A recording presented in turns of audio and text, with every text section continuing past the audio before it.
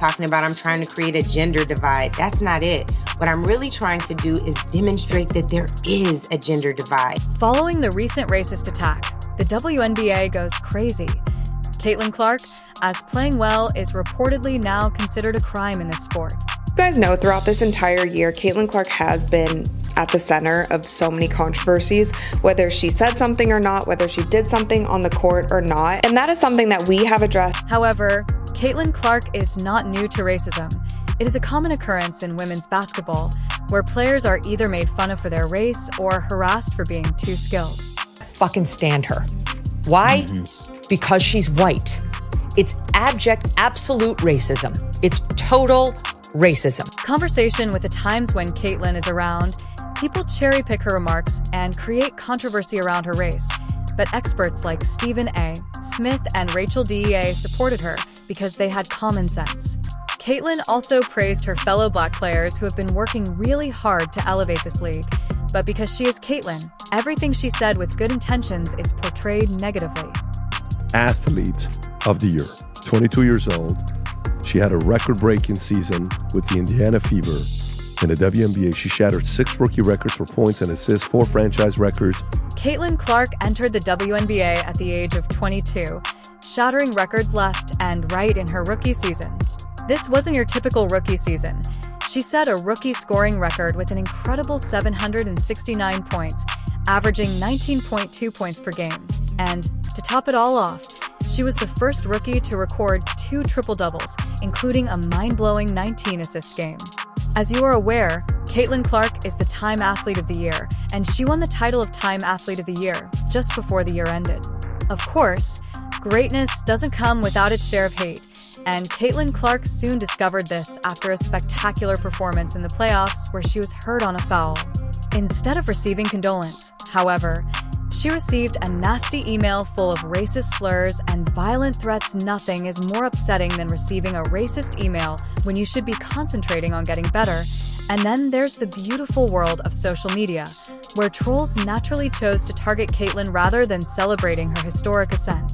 Know that Caitlin Clark is the Time Athlete of the Year. And the fellow Black players played a big part in this regard. Racist comments, hateful messages, and overall disgusting behavior were fired at her like confetti at a parade, all because Caitlin Clark's success, her dominance on the court, was just too much for some people to handle.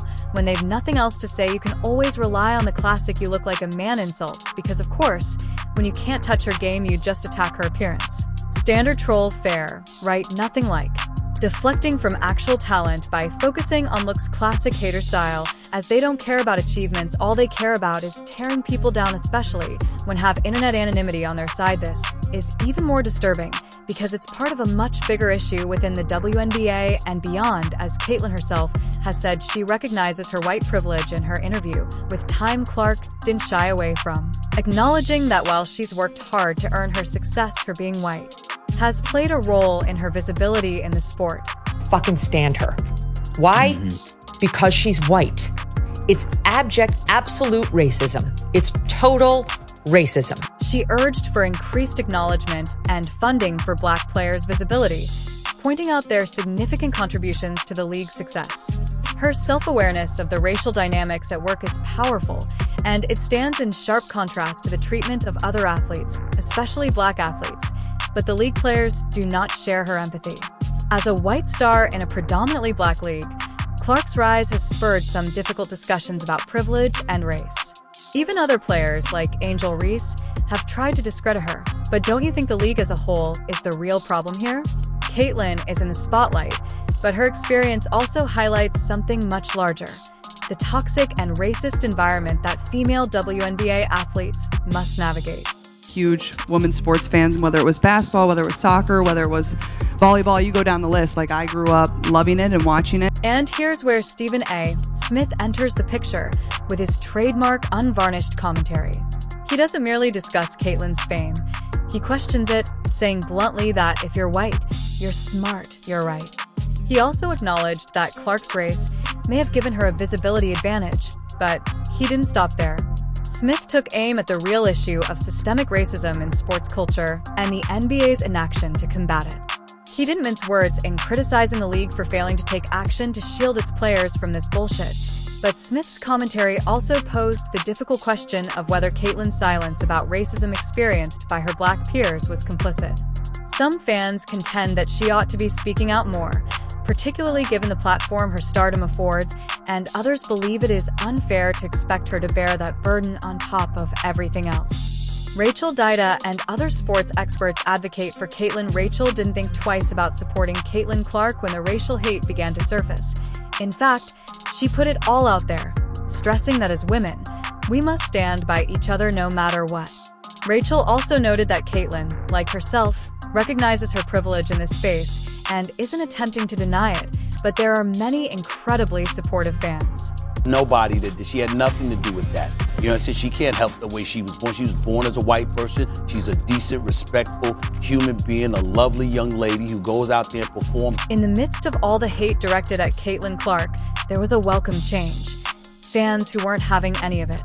The racist remarks that were all over social media turned into a battlefield, but not just for trolls.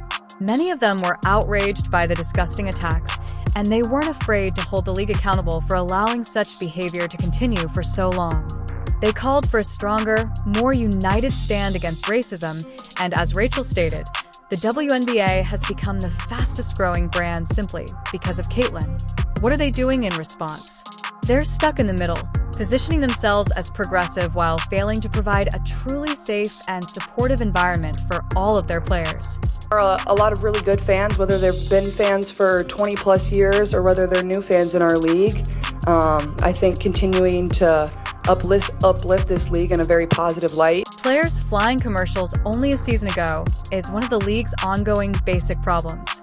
Trying to create a gender divide, that's not it. What I'm really trying to do is demonstrate that there is a gender divide. Some really unpleasant facts are being revealed, such as how black players for years, Natasha Cloudless Cambridge, has been yelling about systemic racism. What did they get? Crickets. Then, Dione Carrington receives a racist email full of threats and slurs, and Alyssa Thomas hears a racist crash from Indiana Fever fans during the playoffs. Where is the outcry? Where is the action? Now, the same thing is happening with Caitlyn, and the league rallies attendance, soars, and the Indiana Fever become the hot ticket, and the WNBA suddenly becomes all ears. It's funny how progress occurs when a white player is at the center. Additionally, Caitlin Clark was instrumental in advancing the WNBA. In a recent interview with The Times, she made it apparent that she wasn't going to stand by and watch the racist trolls go unchecked. Yes, it's undoubtedly distressing. I believe that no one in our league should have to deal with racism, hurtful, disrespectful, hateful remarks, or threats. She fearlessly denounced the wave of racism and hate directed at her and her fellow WNBA players, stating that, let's face it, this was long overdue and that no one in our league should have to deal with hateful, hurtful, disrespectful, or threatening remarks. Caitlyn wasn't looking for someone to fight her battles for her. She could call out the idiots herself and stand up for herself. What's even more powerful in this case is that Caitlyn didn't stop at defending herself. She also made it clear that the league as a whole and its culture needed to change. What comes next, then, as the WNBA can't continue to ride the "we're trying" train forever? Though adorable, league action statements don't stop racist emails. The league must have mechanisms in place to safeguard players, hold supporters accountable, and, uphold its alleged progressive ideals in order to combat harassment and injustices. It's definitely upsetting. I don't think nobody in our league should be facing any sort of racism, hurtful, disrespectful, hateful comments and threats. And speaking of fans, they require some serious education. Trolls are a real-life issue that makes the league toxic for players. How about initiatives to expose racism and sexism in the fan base, hold people accountable, and make it obvious that if you're here to hate, you're not welcome?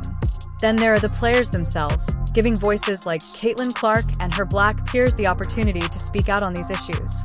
This isn't just nice, it's essential. They're the ones living this reality, so provide them with the resources, the platform, and the support to advocate for real change. At the end of the day, it's about changing sports culture overall, not just about improving the WNBA. Accountability for humanity, these aren't radical ideas, but they're sorely lacking, and the WNBA needs to start acting more like the progressive organization it says it is, if it hopes to be what it says it is. those aren't fans, those are trolls, and it's a real disservice to the people in our league, the organization, the WNBA.